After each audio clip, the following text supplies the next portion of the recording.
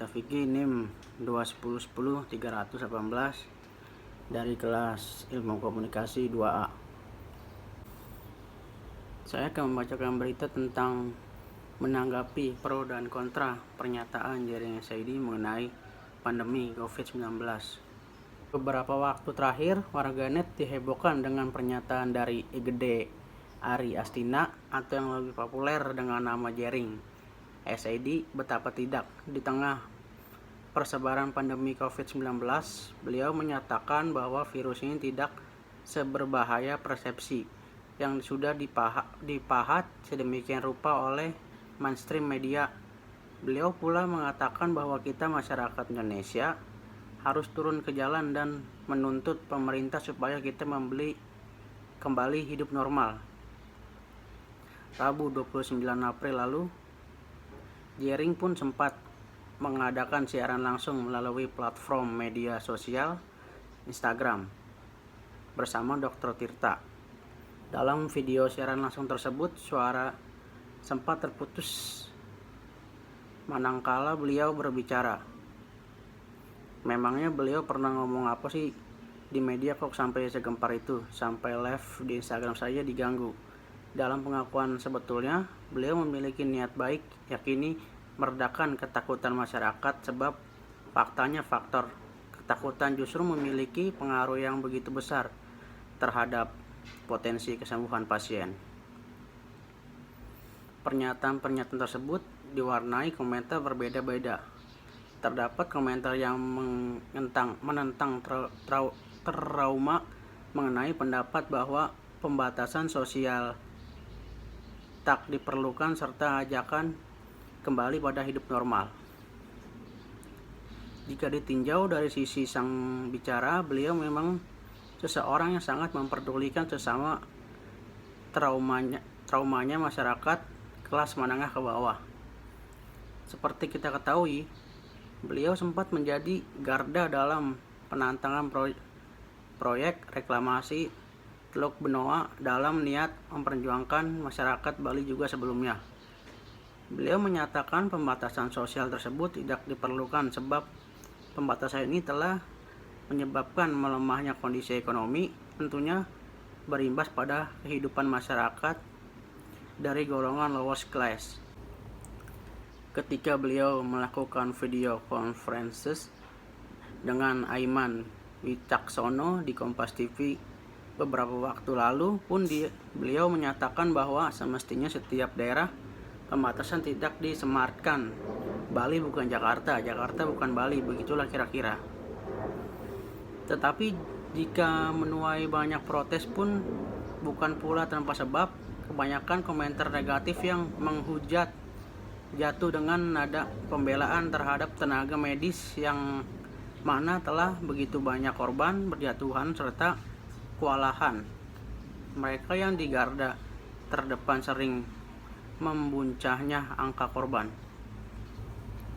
Pernyataan bahwa virus tersebut tidak seberbahaya yang marak di media mungkin terlalu menyakitkan jika didengar oleh mereka yang telah merasakan kehilangan orang tercinta, walaupun mengalah dari pernyataan para dokter seperti dikutip dari Boston25news.com menyatakan bahwa orang yang sehat berpeluang 98% kesembuhan, sedang yang pernah mengalami sakit ringan berpeluang 80%. Artinya virus COVID-19 ini membahayakan dan beresiko tinggi bagi orang-orang dengan kriteria kekecewaan. Selama ini media massa justru lebih kerap memberitakan banyak berita negatif dibandingkan memberitakan berita yang sebaiknya, padahal ketentuan dan kepanikan sendiri merupakan musuh dari sistem imun. Sementara sistem imun merupakan hal utama yang dapat menjadi pembentuk kesembuhan.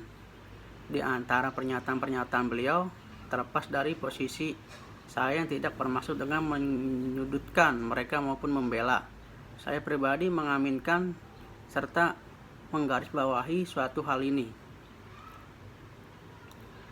Beberapa waktu lalu saya sempat dibuat prihatin ketika mendengar kabar dari salah satu rekan saya yang menyatakan bahwa salah satu kediaman dari pasien COVID-19 di kota Jember ramai dikunjungi oleh rekan-rekan media.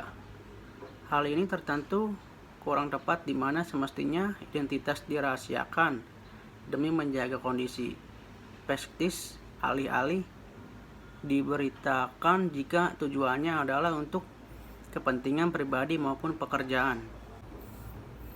Mirisnya, salah satu anggota keluarga tersebut merupakan anak di bawah umur. Hal tersebut menunjukkan bahwa media saat ini memang perlu dikritisi dalam menayangkan dan memburu pemberitaan, sebab semestinya media mengambil peran sebagai pihak yang dapat memberikan harapan-harapan baru serta menebarkan kepositifan untuk menciptakan suasana konduktif. Saat ini malah berperan membesarkan kepanikan. Dalam situasi seperti ini, misalnya pemberitaan disajikan secara berimbang supaya masyarakat tetap berhati-hati tetapi tidak mengalami ketakutan yang berlebihan ataupun melakukan hal-hal yang merugikan.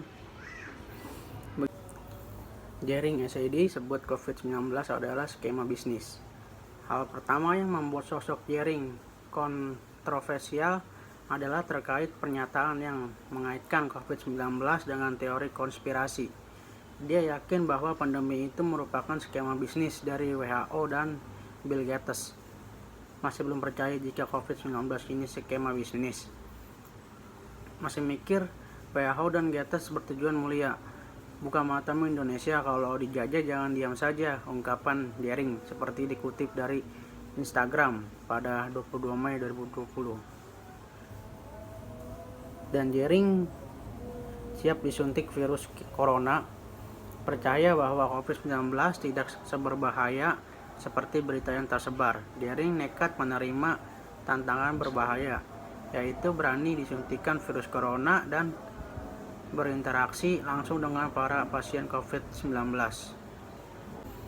Jika ada yang menantang saya ke rumah sakit untuk berinteraksi dengan pengidap COVID-19 atau menantang saya disuntik virus COVID, saya akan menerima tantangan itu, dikata dari Jering pada 28 April lalu.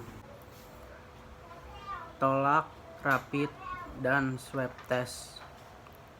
Lalu Jering menolak keras adanya aturan rapid dan swab test untuk menjadi syarat administrasi perjalanan. Dia bahkan mengikuti aksi demonstrasinya di Denpasar, Bali pada saat itu. Lalu kemudian suami Naura Alexandra itu kemudian membagikan aksi demonstrasinya di akun Instagramnya. Dia bahkan terlihat tidak menggunakan masker di tengah banyaknya kerumunan atau banyaknya orang dan massa. Begitulah yang dapat saya ambil.